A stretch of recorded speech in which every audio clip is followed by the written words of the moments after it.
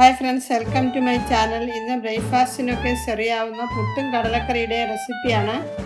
നവരയരി പൊടി കൊണ്ടാണ് ഈ പുട്ടുണ്ടാക്കുന്നത്. നല്ല ഹെൽത്തിയും അതുപോലെ തന്നെ ടേസ്റ്റുമുള്ള നല്ല സോഫ്റ്റായ പുട്ടാണിത്. അതിനോടൊപ്പം കടലക്കറിയുമാണ് ഉണ്ടാക്കുന്നത്. അതെങ്ങനെയെന്ന് നോക്കാം. നമ്മൾ 1 കപ്പ് കടലയാണ് എടുത്തത്. അത് ഓവർനൈറ്റ് സോക്ക് ചെയ്ത് വെച്ചായിരുന്നു ഒരു 5-6 മണിക്കൂർ. അതിലേക്ക് വേണ്ടത് ഒരു മീഡിയം സൈസ് സവാള, 2 ടൊമാറ്റോ, കുറച്ച് ചെറിയ ഉള്ളി, ഇഞ്ചി, വെളുത്തുള്ളി, ഇതൊക്കെയാണ് വേണ്ടത്. പച്ചമുളക്. നമ്മൾ സവാളയൊക്കെ എപ്പോഴും ഇതുപോലെ സ്ലൈസ് ചെയ്തെടുത്തു കഴിഞ്ഞാൽ വളരെ എളുപ്പമാണ്.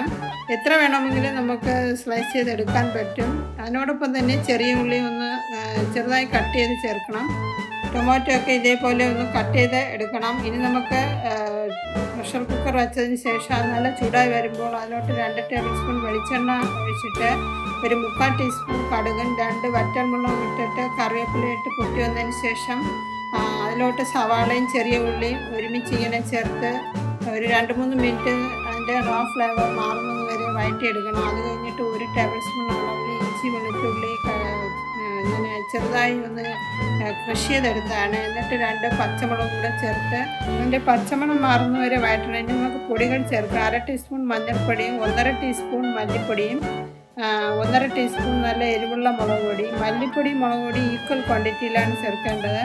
അത് എന്നിട്ട് ഒരു 1-2 മിനിറ്റ് ഇതുപോലെ ഒന്ന് വഴറ്റിയെടുക്കണം ഇതേ രീതിയിൽ. എന്നിട്ട് നമ്മൾ അരിഞ്ഞു വെച്ച ടൊമാറ്റോയും ചേർക്കണം അതിനോടൊപ്പം തന്നെ.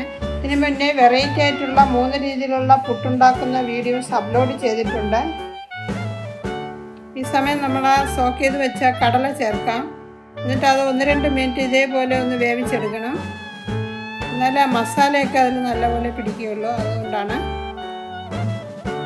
ആവശ്യത്തിന് ഉപ്പ്, 1 ടീസ്പൂൺ അളവിലാണ് ഉപ്പ് ചേർത്തത്. വലിയ കപ്പിന് 2 കപ്പ് വെള്ളം ഉണ്ടാവും.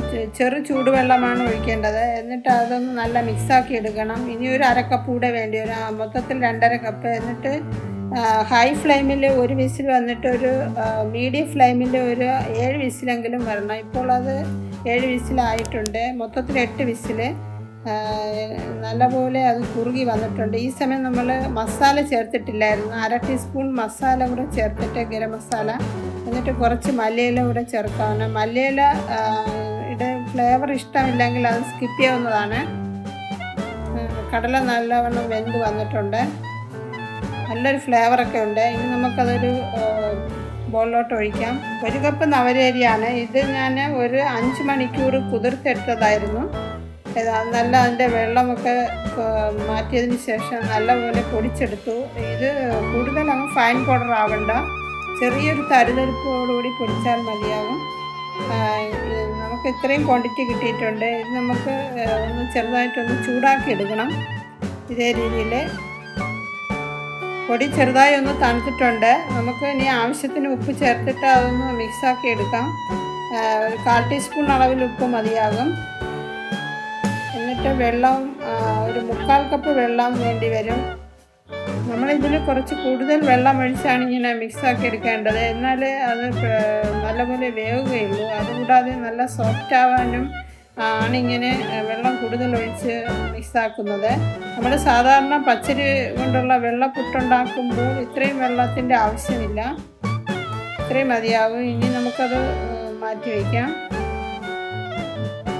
നമ്മൾ സാധാരണ പുട്ടൊക്കെ ഉണ്ടാക്കുന്നത് പോലെ തന്നെ കുറച്ച് തിരുമിയ തേങ്ങ ആവശ്യമായിട്ടുണ്ട്.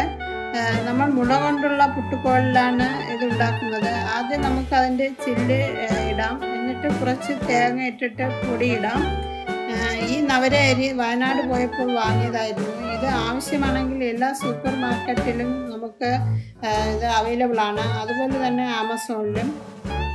നമ്മളെപ്പോഴും ഒരേ രീതിയിലുള്ള പുട്ടുണ്ടാക്കാതെ ഇടയ്ക്കൊക്കെ എങ്കിലും ഇതേപോലുള്ളത് ഉണ്ടാക്കുന്നത് നല്ലതാണ്. ഈ പുട്ട് പഴം മാത്രം വെച്ച് കഴിക്കാനും നല്ല സ്വാദാണ്.